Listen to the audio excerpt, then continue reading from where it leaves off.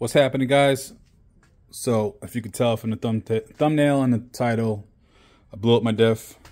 You can see it's cracked here and it's also cracked right here. So what happened was I went and ordered a bearing and seal kit. My needle bearing was going, so I went on eBay, ordered a bearing and seal kit for about $100 for my Renegade. This is the rear diff. Came in the mail, whatever. Installing it was pretty easy. So when you're installing this stuff, you want to make sure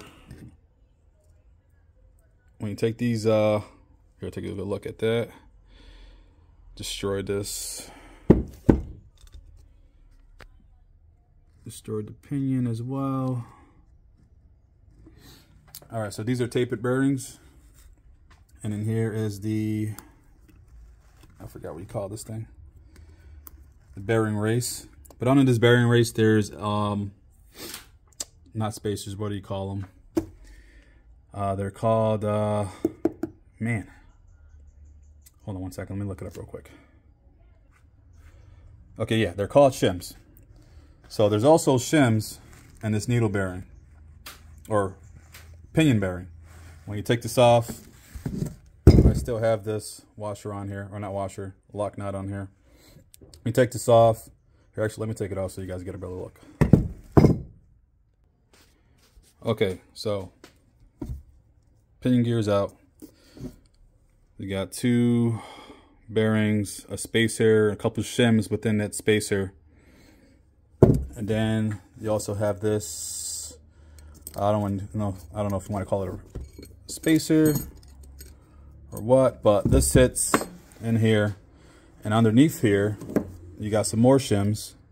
There's one in here right now, but these also came out with them. So the point I'm trying to get to is when you're installing this, obviously there goes the needle bearing. Install your needle bearing. This slides in, and what I did wrong was there was too much space. Hold on, see if I get this in here. You got one hand.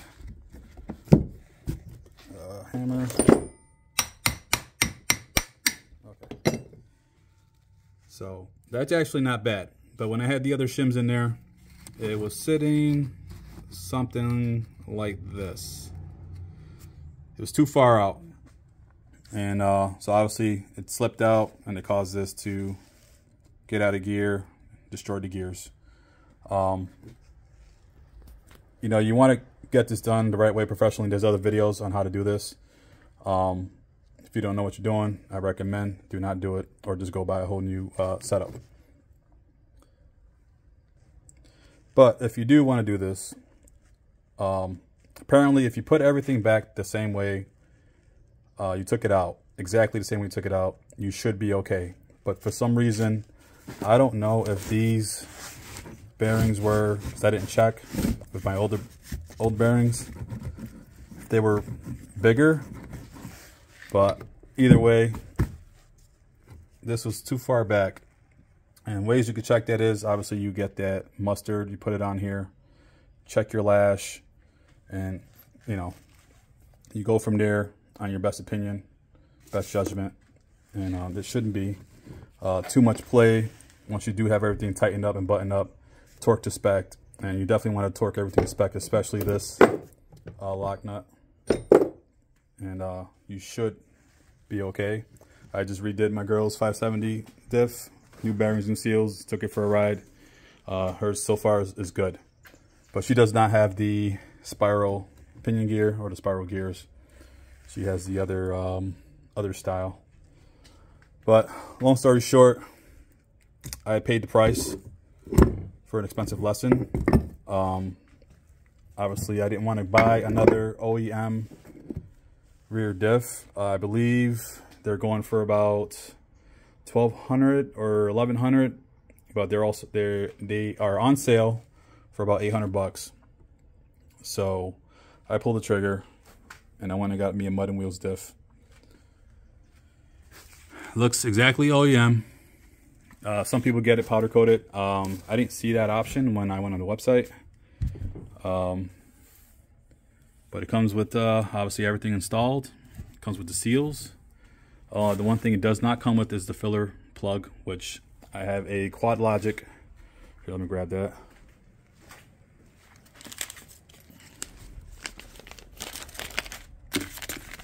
Let's see if I get this out.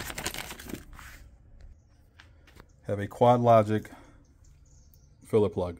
Now this is obviously a socket nut, which is way better than that other crap, because it tends to strip. And I've stripped, I think, about 2 of them. And my buddy told me Quad Logic has these. 20 bucks. Comes with a lock crush washer. Can't go wrong. Highly recommend it. But back to this. See that? You should have about that, you know, it's a little tight, but you can still move it sort of freely. So if you're rebuilding this, I mean, there might be a little bit more lash than this, because this is, you know, heavy duty. They go through everything. I mean, Mud and Wheels have their own YouTube channel. They talk about this stuff. But I highly recommend, like I said, if you're afraid to deal with this stuff, just buy new, or, you know, send it out, get it built professionally. But yeah, I pulled the trigger. I'm gonna be doing this for a long time, and might as well go big. So I'm gonna install this. Got everything out already. Obviously, this is out. I've only went on one ride. I got lucky. Was able to enjoy the full ride. Happened towards the end. I heard some skipping and awful noises. But like I said, it was towards the end, so I got lucky and took it home, took it apart, and saw the destruction. But I just wanted to give you guys a quick tip, let you know what's going on with this stuff, let you know that I have another video coming out. Went to local trails up in Timberview. Actually took out the 570 to test out that diff. Gotta do some work on this. She is burning oil. We went in there with the camera, and we're gonna try taking out the back head here and replace her valve seals. Hopefully that's the problem, but once we open it up, we can get a better look at what's going on inside. So I don't know if I'm gonna record that or not. Maybe I will, bits and pieces. Definitely not gonna do a how-to, because I'm learning myself. But hopefully this will be up and running this weekend. Today's Monday. I'm gonna try to slap this in there. I need to grab a couple more things. The battery's also dead on that. I gotta check that, see if that's broken or needs to be replaced. But for the most part, I'm glad I got this in the mail. The one thing I was disappointed about when it came in the mail, UPS, as you can see that, dropped this, put a nice little dent on here. I did call Mud and Wheels. They were willing to replace it, but they said it should be fine. So I just made a note and, you know, let them know what was going on. I told them I'll try to fix that best I can myself. But yeah, like I said, they were willing to replace it. There is a warranty on this. There's warranty paper. There's a 60-mile break-in period. So, you know, I'm due right by it. And because I don't want to keep replacing these things. Really expensive. But yeah, stay tuned. Summer just starting. A lot more riding to do. Later.